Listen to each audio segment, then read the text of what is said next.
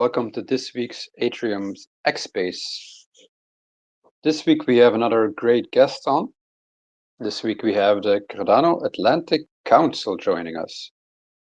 So for those who don't know, the Cardano Atlantic Council is one of three community elected Cardano constitutional members, together with the four members that were pre-chosen. So we have two confirmed members joining. So we have Beatrice here. Hello, Beatrice. And we also should have Adam joining. And it's nice to dive into members of the constitutional committee, see how they work, see what they think. Hello, everyone.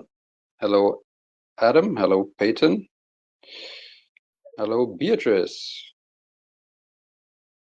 Let me get you guys up here.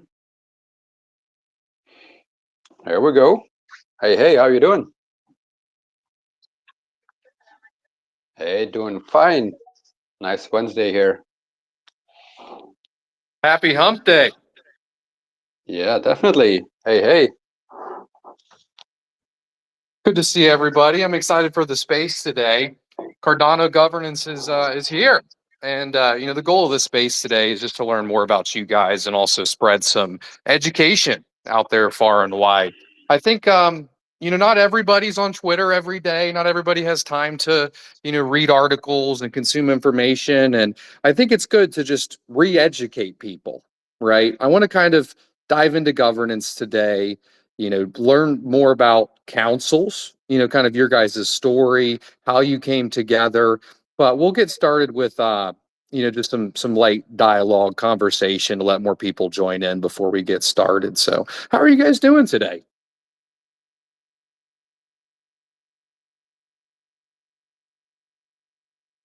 Oh, I think Adam, you can go. Sorry. Oh no, yeah, I was just gonna say, doing good. I just got out of a doctor's appointment and straight into this, but all is well. So looking good. Great to hear. You're too valuable to lose, Adam. Always good to hear. How about you, Beatrice? I'm doing good. I've been doing back-to-back meetings for the past, I think it's 4 or 5 hours. All of them are governance, so I'm doing good. Well, a lot of things are brewing, so I can imagine. Well, it's good to talk about it as well instead of only strategizing, I guess. Yeah, you sent me a tweet this morning, Stephen, that I thought was pretty interesting, and it's from the parody account, the Frederick Regard parody account, and it says, a new political party is brewing. That's got me thinking all morning. Do you think that we're going to head towards a world where there are like different political parties on Cardano? I mean, every other human government ever has tended towards party politics. So I don't think blockchain magically is going to avoid that. So I view it as an inevitability. Hopefully, we can allow people to be a little bit more free and align with parties on specific issues rather than like blanket party politics. But I think regardless, we'll have budgetary conservatives versus liberals, and then social policy conservatives versus liberals, and people across the spectrum. Yeah. Oh, go ahead, Stephen. No, I was thinking I never considered it actually, because voting is so liquid on Cardano, but I guess you'll always have, let's call them camps forming based on whatever the topic is. But I hope it will be a little bit more liquid on Cardano, not so much a party that has a policy and that's depending on whatever the issue is that needs to be voted on, everyone votes the same way. So I think I hope it will the camps will form based on what the proposal is, and not any fixed camp. Let's say that would be the right way to do it anyway. Yeah, I hope so too. I mean, in the US, we really only have two choices. And, our third choice, the Libertarian Party, they usually only get, 1.5% of the vote on a good year. So, yeah, as Stephen said, with the ability to vote being a bit more liquid, I hope so as well. I hope we get a bunch of different camps. And, it seems like, people just choose a side in the US, so they don't have to think about all of the complex problems that are actually like baked into the package of the side that you're choosing. And it's just you just pick one, you root for them, almost like a football team, and then that's that. So by design, it almost limits people being informed on multiple topics at once. Go ahead, Adam. Yeah, this just got me thinking, because it ties back in really well to the topic of today's space, which is the Atlantic Council. Because generally, I think why this happens is because nobody can be an expert on everything. And so, if Pei is your DREP, he might be an expert on SPO matters, but not necessarily on, I don't know, protocol parameters affecting treasury withdrawals or something. So most likely he's going to go and consult with somebody that tells them, this is good, this is bad. And in general, you probably don't want to move your delegation every time a different vote has to come up, right? Because we might be doing a lot of things concurrently. And so basically the party becomes the apparatus that is informing Peyton's decision making. And I think that's where we start to get locked into a certain direction, because then the campaigning starts, if you sided with Peyton, then you're against my party, ergo you should move your delegation over to this other party where we have different experts that advised us to move in a different direction. So, but there is intelligence there as well in getting at least a small group of people together, so you have a diverse set of opinions to make a better decision, hopefully at the end of it. I think it also ties into why the councils on the Constitutional Committee were the ones that were selected were actually councils. As you say, you have diverse opinions and diverse strengths, and different people with different knowledge that can contribute and to form one uniform conglomerate with a lot of knowledge and insight that can vote in any direction. Yeah, Beatrice, go ahead. Yeah, I just wanted to, when we had the elections and everything, nobody knew exactly how much work this was going to be and how many people you would have to consult at the same time. So I really want to give credit to those who showed up as single people who wanted to be part of the Constitutional Committee, because I mean, somebody would have, if we had a single person who would be a council, I think they would find it very difficult. So having a group of people who you can consult with and everything has been very, very beneficial. So let's honestly just jump right into it. And as I mentioned, I kind of want this space to be themed around somebody who's new to Cardano governance. Maybe they're just tuning back in because things are getting a little bit exciting again, and they heard about the Constitution being ratified on chain. So what is the role of constitutional committees in Cardano's governance model? Go ahead, Adam. Yeah, so the Constitutional Committee overall, its job is to look at every single governance action, except for info actions, which are just informational only. But some of those, when we use them for budget and everything, so there's an asterisk on that one. We'll get back to it later. But to look at every single governance action that is proposed and determine whether or not it aligns with our recently ratified Cardano Constitution. So that way, if somebody were to propose a potentially nefarious action where they said they were doing one thing but actually doing something else, the Constitutional Committee can kind of just nope that proposal on the grounds that it doesn't align with the community adopted Constitution. And now we do that for almost every governance action type, with the exception of motions of no confidence, which signal that you don't trust the Constitutional Committee. So obviously, we don't get to vote on those things. And the Constitution itself defines a handful of scenarios where info actions can or cannot be ruled as constitutional. And one of those is this whole budget process that we're in the mix of, but that's probably a topic for another space. So, and the Cardano Atlantic Council itself is kind of a committee within the committee. So we are an internal committee that is one of 7 members of the overall Constitutional Committee that is currently acting and has been doing so since September, with the interim constitution through the Constitutional Convention, and now with the ratification of the new convention. Okay, I appreciate you explaining that. That honestly leads to my next question.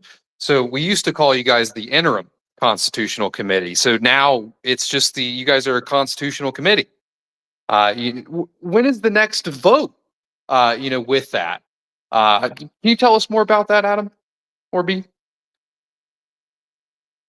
Well, we haven't exactly decided if we're still interim or if we're CC now, because our term is until September 1st. So 73 tops. So technically we're both.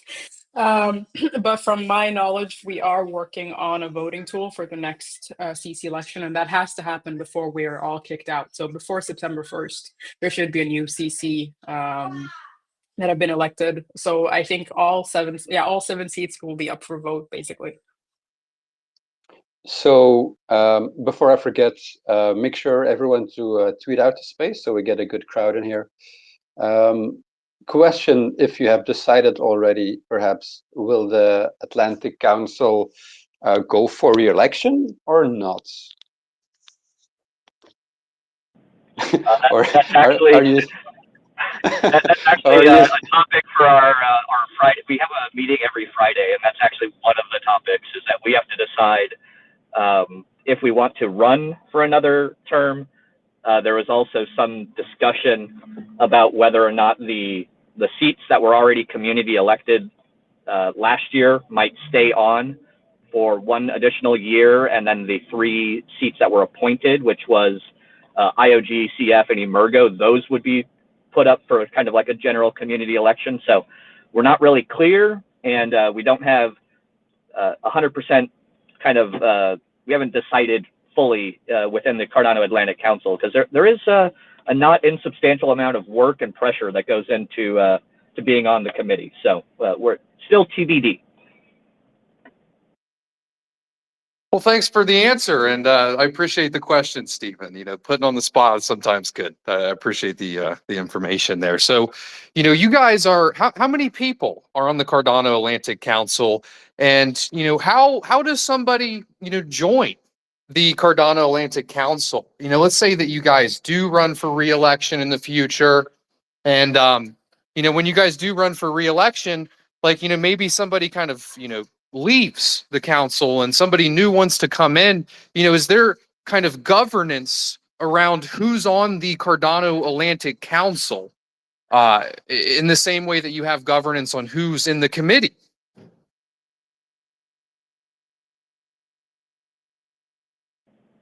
Yeah, so I guess I could take that one too. So we published our actual group charter before even the first elections, in which we defined various rules for like a minimum size that the group had to be before it would be mandatorily disbanded. So I think so currently we have 6 people. Let's start there. So it's myself, B, Mike Hornan, Rick McCracken, Jenny, Tia Jenny, as many on here on X would know her, and then Tiago Nunez from Cardano Warriors. So there's 6 of us, and we have our charter that we published that says basically The TLDR is anybody is free to leave at any time, because obviously they're not beholden to us in any way. We're all here as volunteers. And if we were to accept a new member, we need unanimous consent of the entire group in order to add somebody in. And so we do that to ensure that it's not a public group. It never has been an open to the public group. And we want to keep it small. Again, this is a topic for our internal meeting on Friday. Actually, we were literally just talking about this last night, of maybe going up to a 7th person, but it's already really hard to get 6 people in the room at the same time every week. So we don't want to get into a situation where we can't be effective as a group, essentially, because we're too big, and trying to organize everybody's schedule would be kind of too unwieldy. And I think B added the charter to the Jumbotron up there.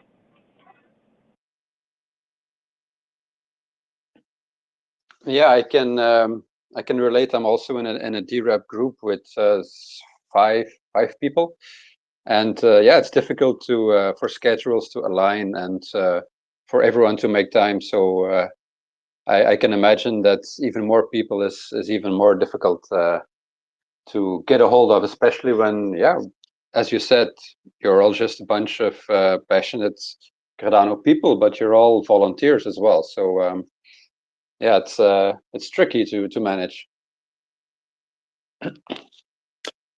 I wanted to ask a little bit about your guys' story. How did the 6 of you, decide to come together, and when did that happen? And, kind of tell us a little story, because I imagine it's a good one. You guys coming together and leading us to this point where you guys are doing transparent meetings every week and posting them on GitHub, and, being one of the 7 members of the Constitutional Committee. Adam will have to take this one, actually. Yeah, so it was actually my brainchild initially, because I've been very close to this entire governance process since it started. I was at the original Scott Fest by accident, where kind of SIP 1694 was first announced, and this big push for the governance movement was set in motion. And then I went to the 1694 workshop in Edinburgh. I hosted workshops for 1694. And so I knew that we had this concept of a constitutional committee that was going to happen. And I just knew, I had this feeling like, I know I'm not an expert on the entire ecosystem. I know a lot about Cardano, but there's holes in my knowledge and my wisdom. And frequently talking with other people on Twitter, in spaces, in chats, whatever, leads me to a better understanding. And so I kind of knew that this was going to be too big of a job for any individual to do alone. And so I kind of got the idea that the CC, the Constitutional Committee, should be made up of groups of people that don't necessarily, it's not like about party politics, but actually about a diversity of opinion. So I intentionally invited quite a few different people to see if they were interested. And I was specifically trying to focus on geographic diversity, but also not having too big of a difference in time zones, which is why we called ourselves the Atlantic Council, because it's kind of like representatives from both sides of the Atlantic. We have Beatrice from Norway, and kind of representing Europe. We have Tiago from South America. And then, of course, we have Jenny, who's originally from South America, but now lives in the US, Rick and myself from the United States, and Mike from Canada. So that's kind of who was dumb enough to raise their hand and volunteer for the job.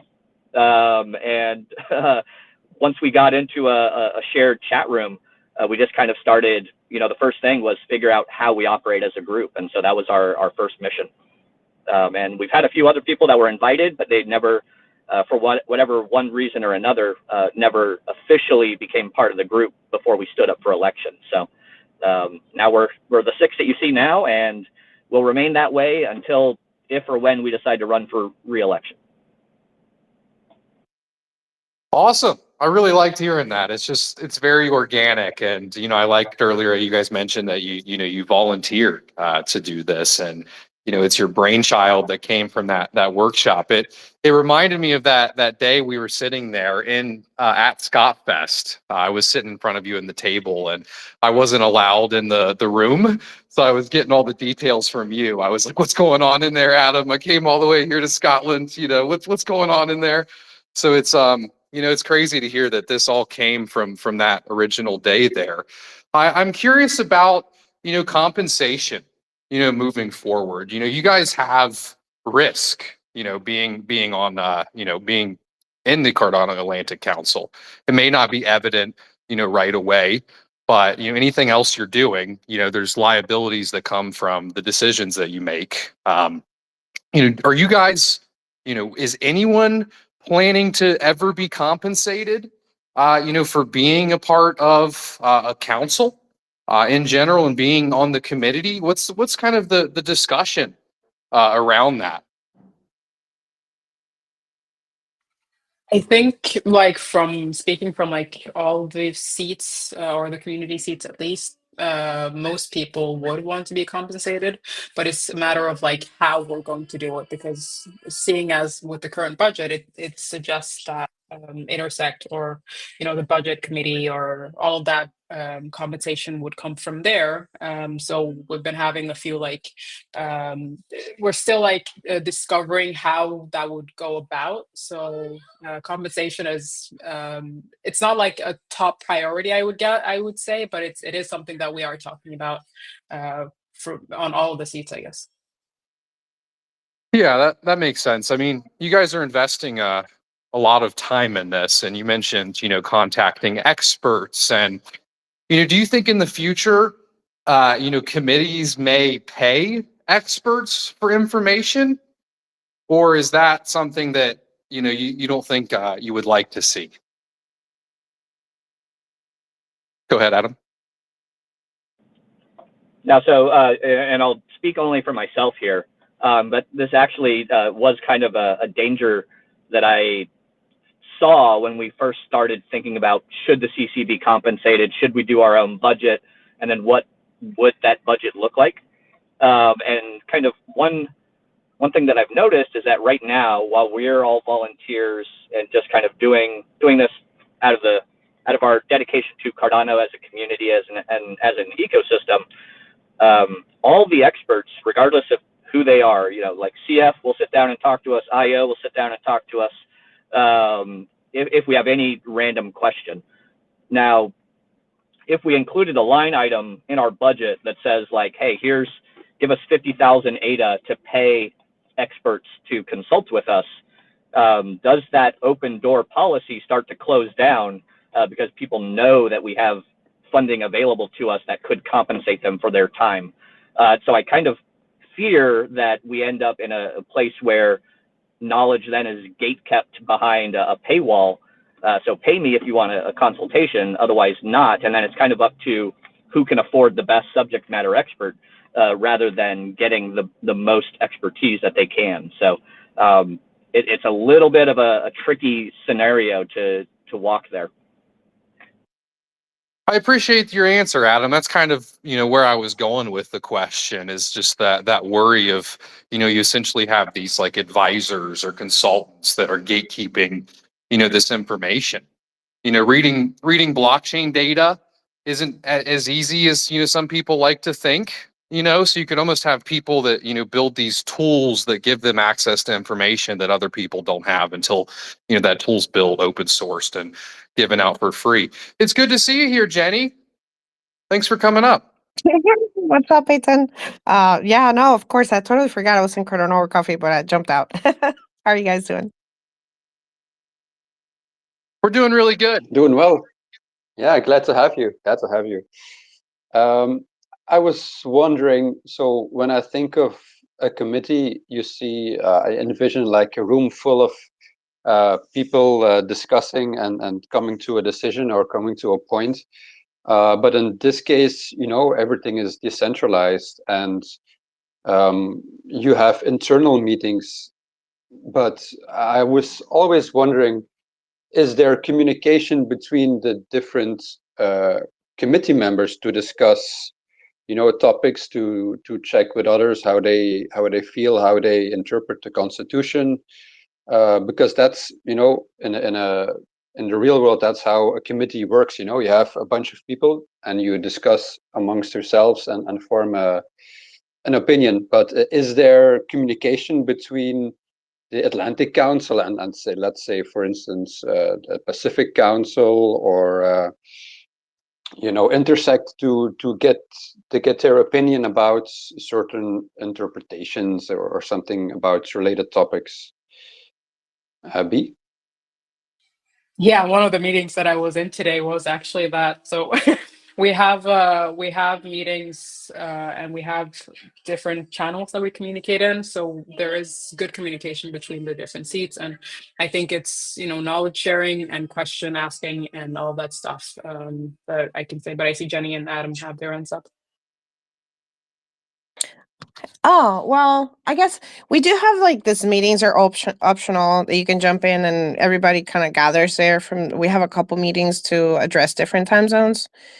And just to kind of flow information, we have a chat that we have in common, with several chats that we discuss different things if we want to.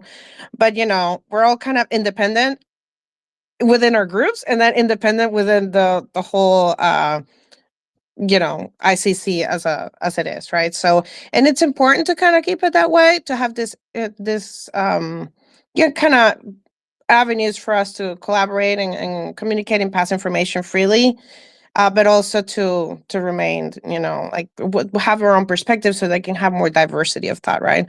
Otherwise, it just becomes groupthink and everybody just starts doing the same thing and thinking the same way. Yeah, I kind of wanted to take that question a little further. You mentioned that worry of groupthink, and that's kind of what I've been thinking in the past, specifically about DREPs.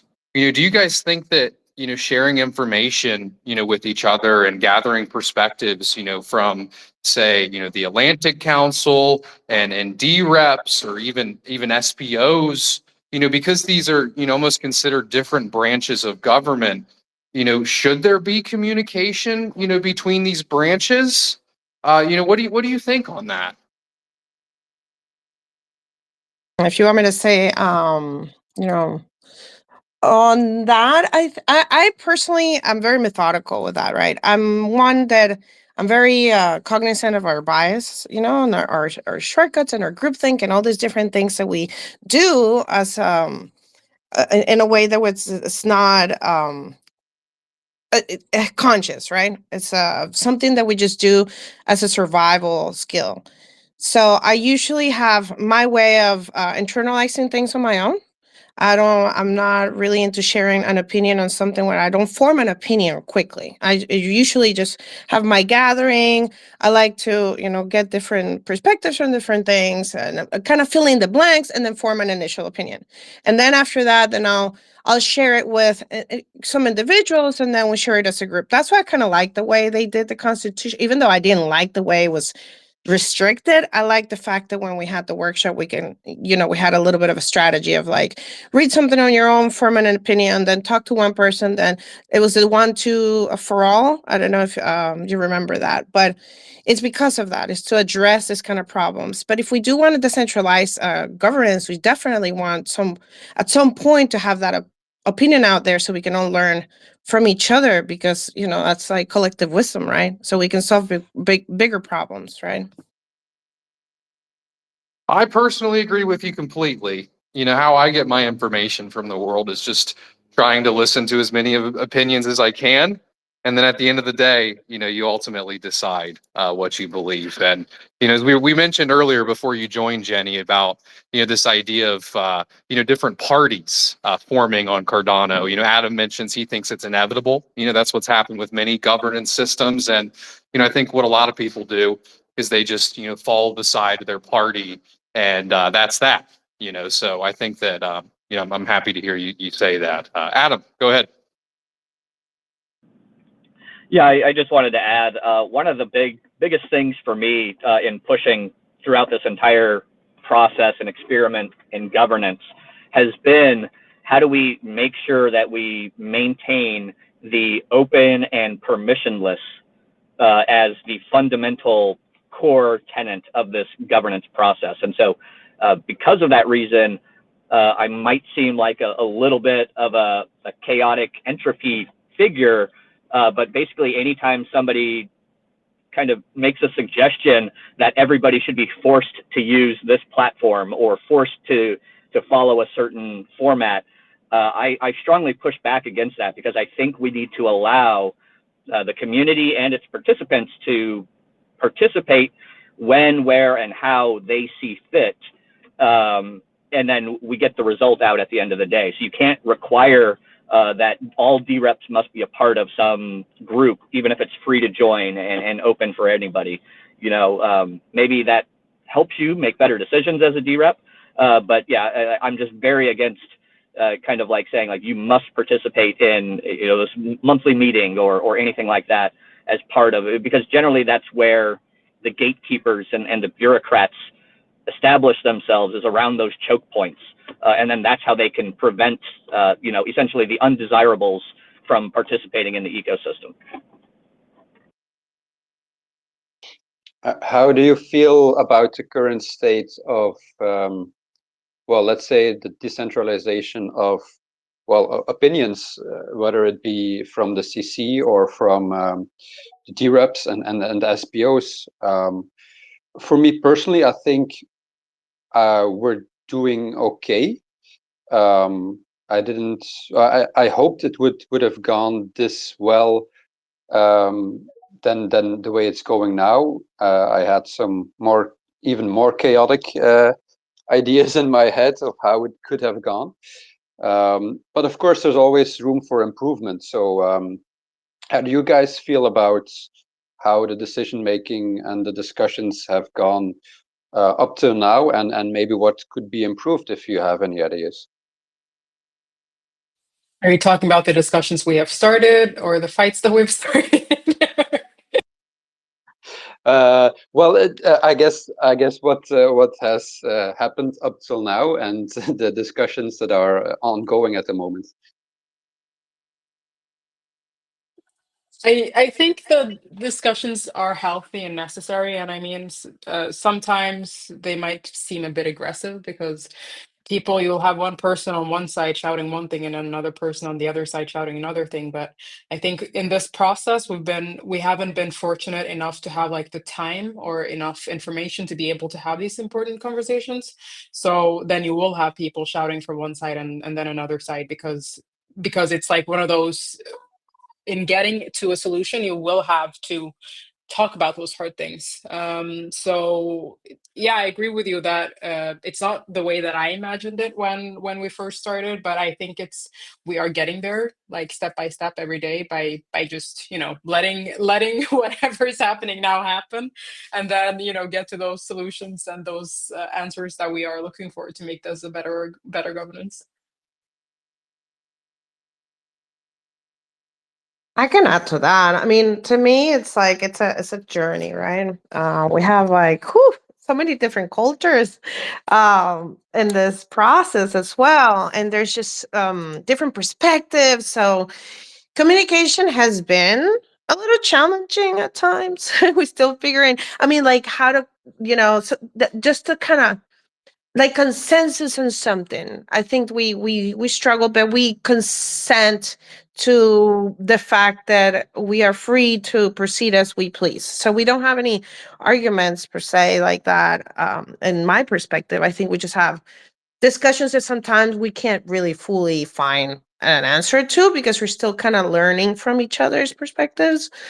And I think we haven't had enough time to really kind of resolve. We have resolved a lot of this, and naturally, right? But I think there's a lot of things that, you know, they're yet to be resolved for us to have a better kind of like understanding of how the dynamics are and be able to put it into words. Right now, it's just very, very much we respect each other's autonomy, and sometimes, you know, ideas get pushed back because of this challenging things, and it's just learning. I think the cultural part, is one that is it's now more easy to see, because when we're talking about things like token prices and utility and things like that, you can easily agree or disagree.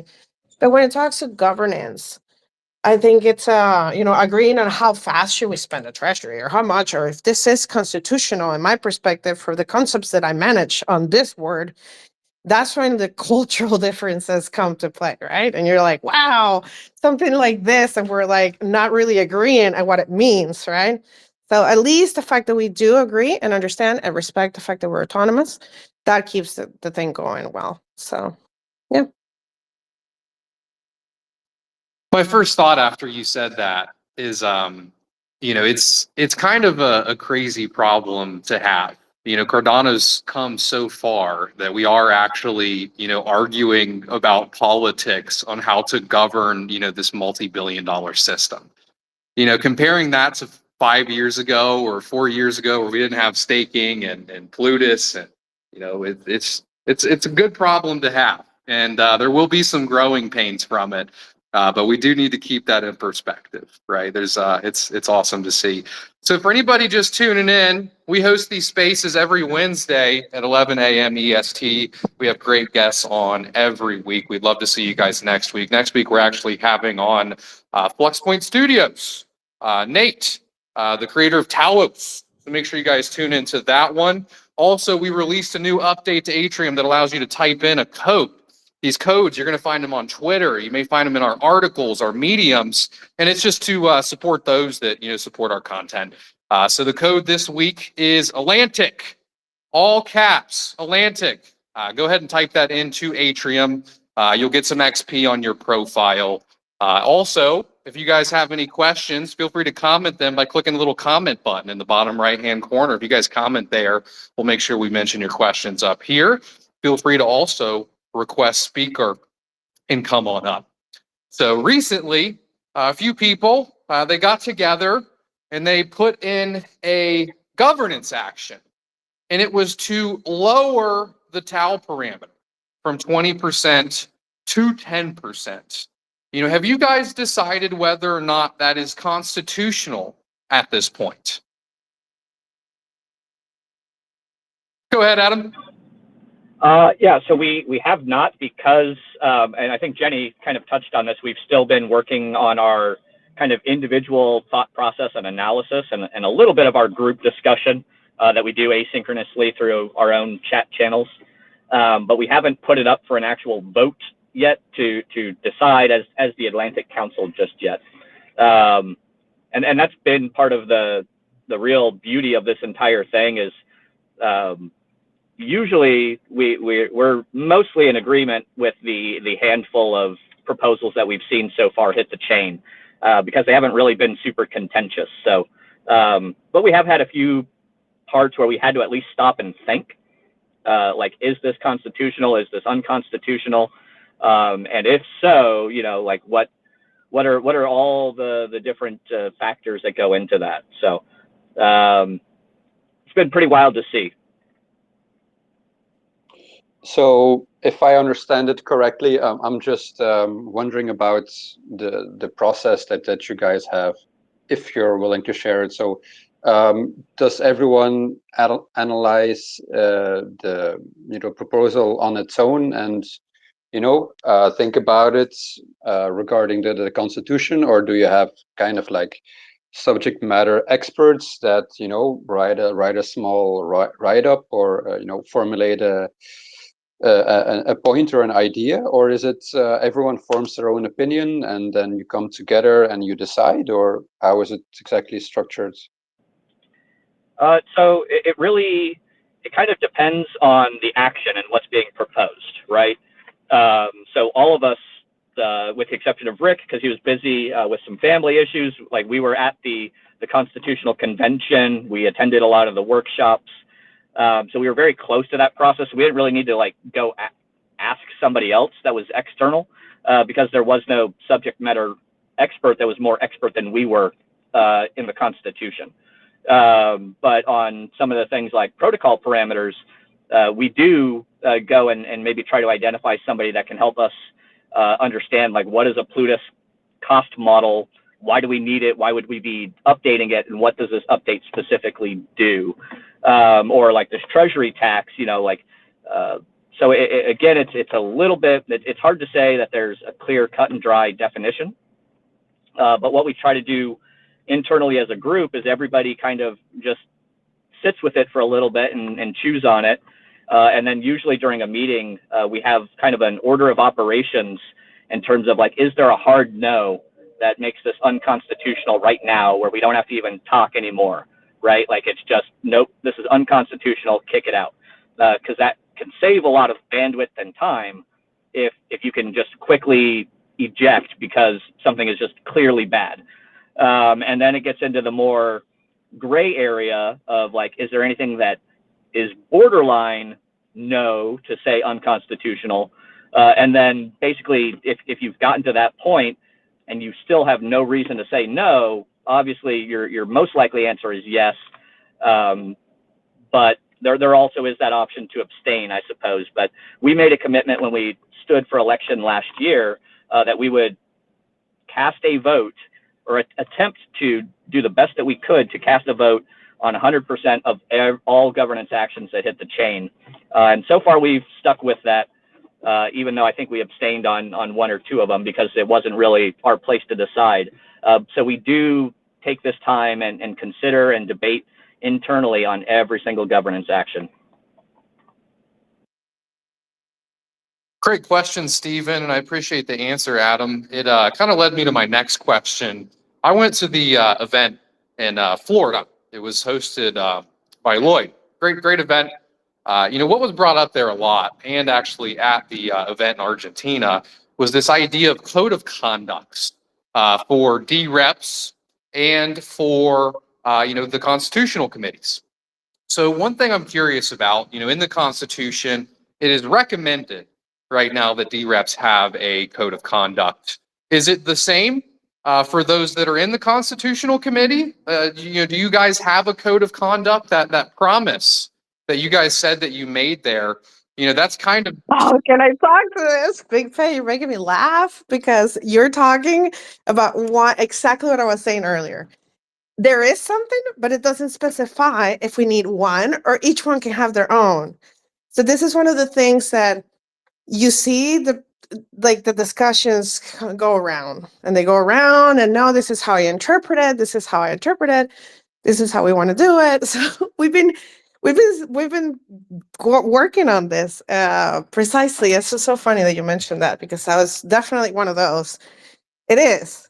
And I think that's what is part of the new constitution. So it's still being worked on. People are like figuring this one out, but I want to hear what Adam has to say. Yeah, it was funny because again, this is something that we've been very, very recently discussing and formulating. And I think I feel comfortable saying from the Cardano Atlantic perspective, our charter kind of already addresses that in terms of what promises did we make to the community when we stood up and said, we will do this job on your behalf, and here's how we're going to do that job. So we kind of already published our code of conduct and how you can, and if we deviate from that, by all means, you know, have no confidence in us and kick us off of the committee. Again, where I hate kind of how the Constitution is vaguely worded, and this is what Jenny was alluding to, is it says the committee is expected to publish codes of conduct and adhere to them. But does that mean that the one big committee gets to set that? Do we have to publish a new one every year? Every time we get new members on the committee, we have to change it? Do we have a mandate from the community right now to set expectations of behavior for future committee members? It's kind of like, it always reminds me of the fact that they still wear like the big powdered wigs in court in England. Like, and they do that because like, that's just always been expected. Like if you're going into court, you must wear a powdered wig, otherwise you're out of order, right? And you're in contempt of the court. Do we really want to get into setting that level of kind of like expectations on behavior? Or do we want to allow it to grow and adapt dynamically as the community grows and adapts over time and its priorities? And sense of morality is fluid and dynamic. So it's definitely a big question, as all of these are, with no simple answers, because we're starting from scratch in a brand new ecosystem that doesn't have any rules set for it yet. Yeah, that makes sense. Thanks for that, Adam. Yeah, great question, Peyton. Yeah, so we have Ryan up here. He has his hand up. So so let's see what Ryan has, and then I also have another question if we still have some time. Hey guys, good morning. Good morning. Yeah, in reference to the code of conduct, I very much align with Adam on this. We're a permissionless system. Morality or how something should theoretically act, that's fluid. It changes depending on who you're asking, who is the arbiter of truth in that situation. I think sometimes systems you need to be willfully disobedient, as my son apparently is agreeing, in order to affect change. So I think that's a slippery slope. And if we're going, I don't see a pathway forward to where that can't be used as a lever of gatekeeping in the future by whoever's in power. I just don't see it, and I think that's a slippery slope. And me personally, I don't think that should be even part of that conversation or anything codified. I think we vote with our money. We vote with our ADA. If we don't like the way somebody's behaving, if they're an adversarial to the chain, we move our money away from them. That's just me. Thanks, Ryan.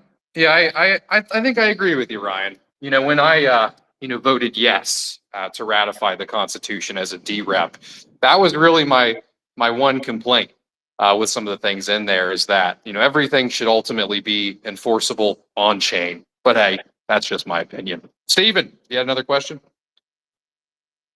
Yeah, I was wondering, thinking back to the launch of Pluto smart contracts. Everyone was excited, and we noticed after a while. Well, we noticed quite quickly actually that there was a lack of tooling and documentation and things like that to efficiently and rapidly move forward in the right direction. So that took us quite some time to figure out. And I was wondering if you guys have any ideas or suggestions from the documentation side. I mean, documentation is pretty much the Constitution, I guess, but also from a tooling side for things that could be helpful both to CC members and also kind of like DREPs, things like for me personally, I'm thinking more like multi-sig voting tools and things like that. Do you guys have any, and girls of course, have any idea on things that are still lacking and that could improve? To efficiently move forward in the governance. Luckily, we're kind of blessed, I guess, as a group, because we have myself and Mike Hornan, who are both kind of like at least skilled good enough. Like we've done our chops on the bash shell scripts and things like that, submitting plenty of Cardano transactions over the years. So if we need a tool, we just kind of like make it. So we've got some tools for managing our multi-sig. We've got tools for creating our rationale. Some of those are already open source on our GitHub, github.com/Cardano-Atlantic-Council. And there's others that are still in the works. But yeah, our goal has so far been to make the tools we need when we need them, because nobody knows what kind of tools the CC might need until we hit the scenario where we need them, and then open source them so that they are available to future generations of the CC to grow and iterate and expand on as necessary.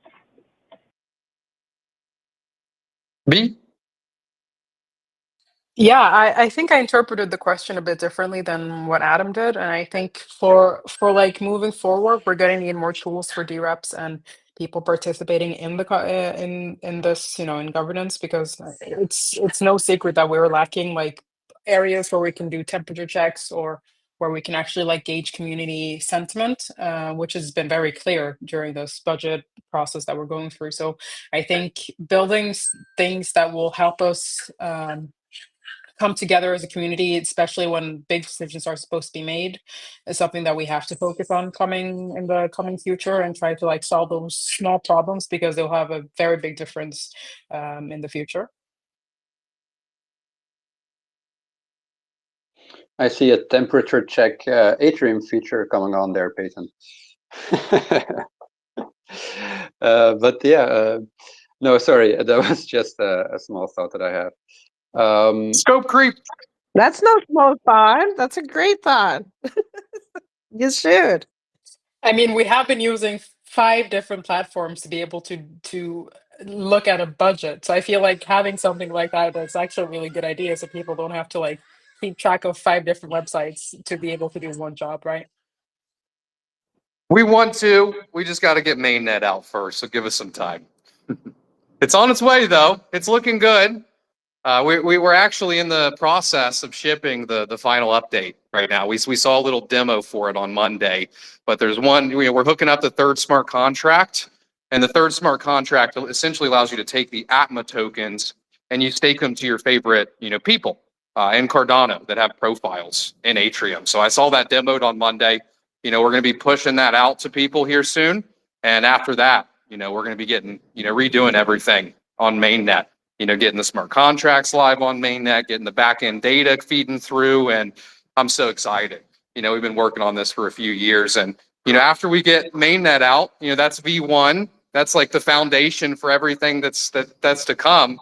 But we had a catalyst proposal in the last rounds that wasn't funded, that was themed all around Cardano governance. So if you take a look at that proposal, you can see kind of what we want to do in the future. We want to take these profiles, you can mint them there. You can mint one for B or for me, I'm a D rep. So you'd mint this big pay profile. What I'd like to see is the ability for people to look at everything that I voted on in the past, right? To have that history there. I would like the users that are delegating to me to kind of give me their like a temperature check, as you mentioned, like an up vote or a down vote, and then that would just live directly on my profile if I'm a D rep. And then right next to that, you'd see, oh, well, here's his stake pool. So, essentially a profile that connects what different people are doing in the ecosystem together all in one.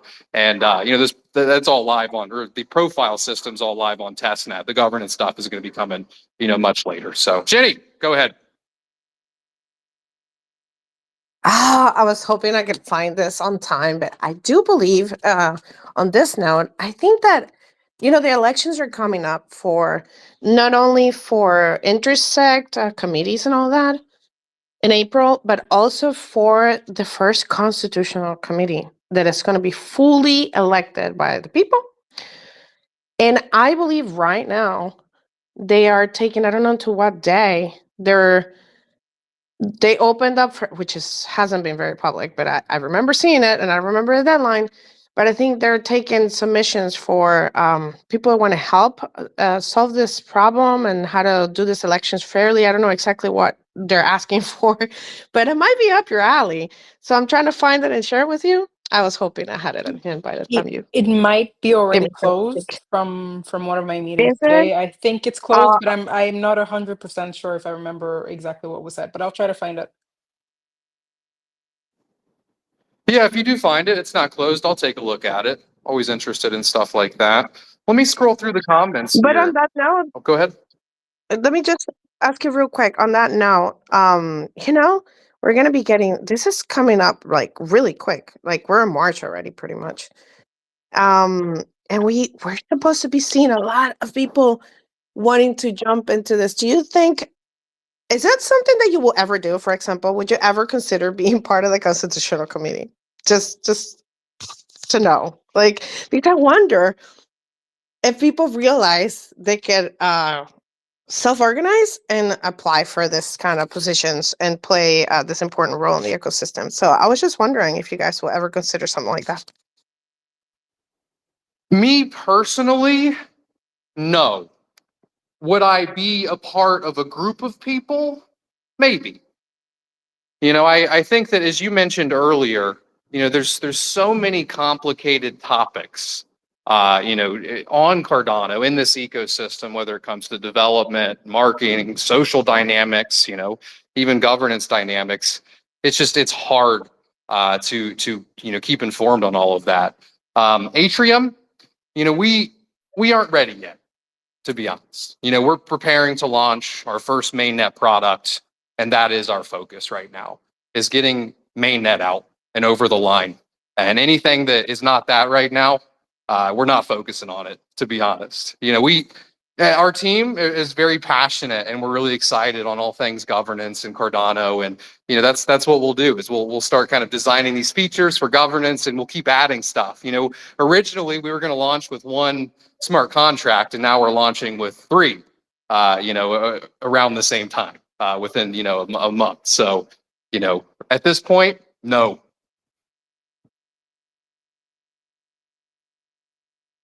I have to Okay, say, no, that's good to hear that. Just to see where you're standing, but yeah, maybe in a group. Why not?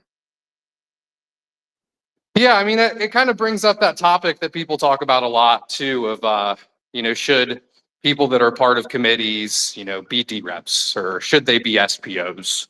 And I think that, in my opinion, this opinion could change, subject to change.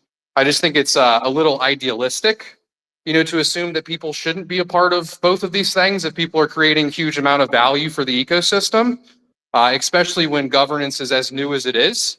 If you have like thousands of different DREPs and thousands of different SPOs that are all contributing massively, and you have all of these people that are also amazing that can be on committees, then in a perfect world, maybe there shouldn't be that crossover. We're just not there yet. The Gold Rush, you have a question for us? Yeah, and it's kind of touching on what you were just alluding to. So, my DREP could be on a committee, which would mean that they might want to abstain from whatever vote, right? And what that would mean for me, if I'm delegated to them, is that I basically would have to change my delegation because I know they're going to abstain. But if I'm not paying attention, I was curious if something like Âtrium, who has staking baskets already for like stake pools, could you set up a failover so that I've left like a first choice, second choice, third choice DREP, and maybe they're all 3 subject matter experts in their own fields, but I could kind of, in a hierarchical way, I could say that if my number 1 abstains, it rolls over to my number 2, or something like that. Like, could you, with what you're building over there on Âtrium, could you build something like that?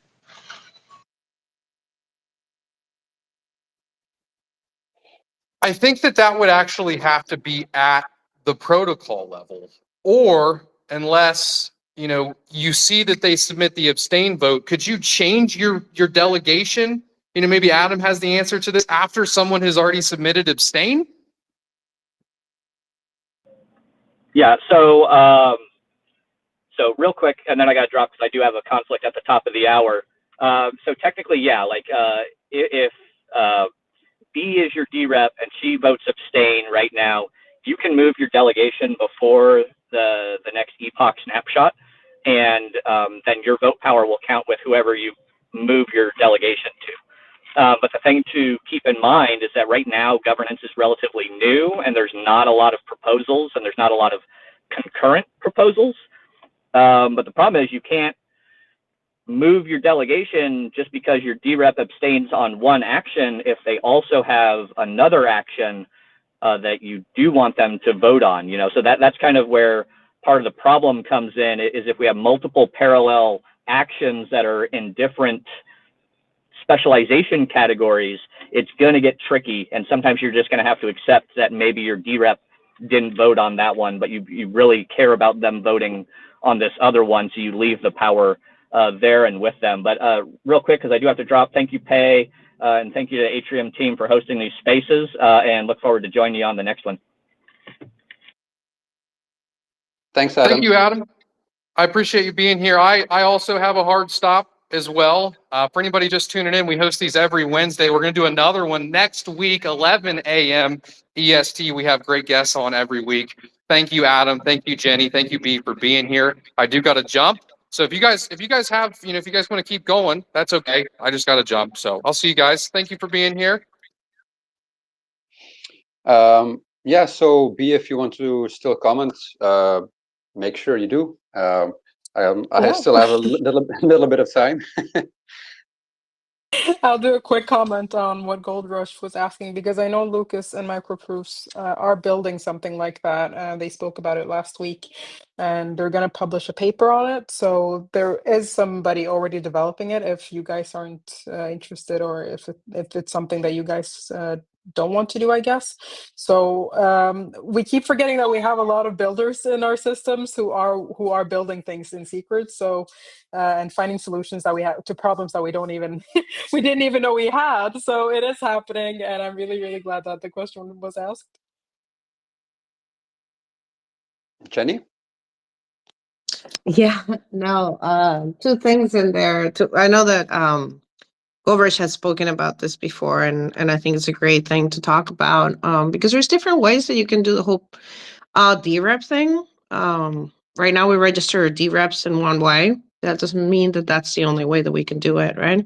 Right now we use our private keys and all these different things, but there's different ways of doing it, right? So we'll just this is the first the first example on how to DREP, but there's going to be many more ways to DREP in the future.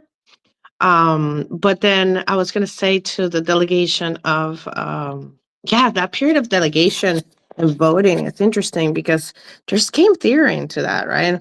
There's going to be people are going to strategically wait until the end to cast their votes, to not make sure that people don't, like to not have chance for people to move delegation to change the outcome. There's all kinds of different things that we're going to see. So I think it's going to get very interesting. And thank you so much for the invitation. I was not going to make it. It's my son's birthday, but B and Adam had this covered. And thank you, B.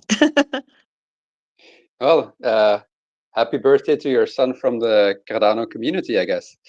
When it comes to Âtrium, what I think we can do, and we can put it on a long list of community suggested features, is that if your DREP does vote abstain, we can send you a notification. So I think the plan is to anyway do that with however your DREP voted. If it was a yes or no, or abstain, that we can let you know how your DREP voted, and then you can still decide what you want to do with that. So I think that would be a nice feature to have. Yeah, if there are no more questions from the audience, let's see, I'll check the comments real quick if there's anything. Will Âtrium include a page dedicated to the state of Cardano and how to get involved? Something that's both easy to understand and technical for noobs and seasoned users. Yeah, I think definitely we have an education portal that has both written content and videos about everything you need to know about Cardano. So something about governance will definitely be included, and how to register as a DREP, how to vote, how to look up everything, and how to use the tools that are available will definitely be there. So we'll definitely include something related to governance and voting on Âtrium. That's all that I'm seeing in the comments right now. So I think we can close it out, unless Jenny or B have anything else to add. I wanted to say thank you for everything you're doing. I'm rooting for you. Can't wait to see all the fruits of the hard labor. I know this has been a lot of work you guys have been putting into this stuff. So shout out to you guys, and thank you so much for hosting this. Oh, thank you very much. Also, thank you to all of you from the Atlantic Council as well. Of course, for all the work and the effort that you've been putting in guiding Cardano onto our governance journey. So, okay, so thanks everyone for joining. Make sure you tune in next week. As Peyton mentioned, we'll have Fluxpoint Studios on next Wednesday. So they are the creator of Talos. And we also announced a partnership with them as well. Âtrium will also be using well, incorporating AI agents into Âtrium, and Fluxpoint will be helping us with that. So excited for that one. Will be an interesting one as well. Thank you all for joining, and see you next week. Bye. Bye. Bye.